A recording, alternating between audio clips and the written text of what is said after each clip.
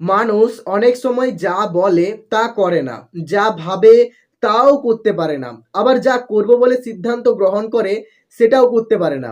অনেক সময় আমরা এই সমাজে কারোর দ্বারা প্রভাবিত হয়ে অনেক কিছু কথাবার্তা বলি তো ঠিকই, কিন্তু যখন আমরা সেগুলো কার্যক্ষেত্রে প্রয়োগ করতে যাই তখন আমরা সেগুলোকে করতে পারি না। সেই কাজগুলো আমাদের কাছে সব থেকে বেশি কঠিন মনে হয়। আজকের এই সোসাইটিতে বেশিরভাগ মানুষ অন্যদেরকে উদ্দীপিত করার জন্য অনেকে অনেক রকম কথা বলে, কিন্তু বাস্তবে যার কোনো ভিত্তি হয় না। তাই কারোর কথাতে কান না দিয়ে নিজের কাজ করে যাও। কখনোই অন্যের সফলতা দেখে হিংসা বোধ করো না। ভাবো তুমিও পারবে, তুমিও সফল হতে পারবে, কিন্তু চেষ্টা করতে হবে। চেষ্টা বাদ দিয়ে যদি অন্যের সফলতা দেখে ঈর্ষা করো তাহলে তুমিও কখনো সফল হতে পারবে না। আজকের এই সমাজটা যতই নিরাশাবাদে ভরা হোক না কেন, তোমাকে আশাবাদী হতেই হবে। তোমাকে ভাবতে হবে তুমি পারবে, এবং তোমাকে পারতেই হবে, কারণ তোমাকে নিজেকে প্রতিষ্ঠিত হতে হবে। তোমার স্বপ্নগুলোকে বাস্তবে রূপান্তরিত করতে হবে, বাস্তবের মাটিতে সেগুলোকে পূর্ণতা দান করতে হবে। এতদিন কল্পনাতে তুমি অনেক কল্পনা করেছো, কিন্তু আর নয়, এবার সময় এসেছে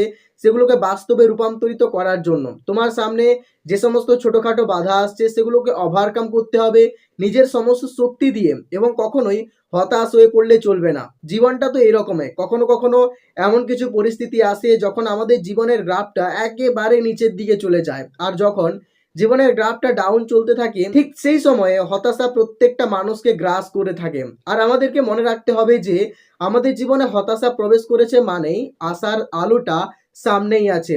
আমাদের জীবনে দুঃখ প্রবেশ করেছে মানেই এটা নয় যে সেই দুঃখ আমাদের জীবনে চিরস্থায়ীভাবে থেকে যাবে। এটা কিন্তু কখনোই হতে পারে না। কিছুদিন পরে আমরা ঠিকই সুখের আলো দেখতে পাবো।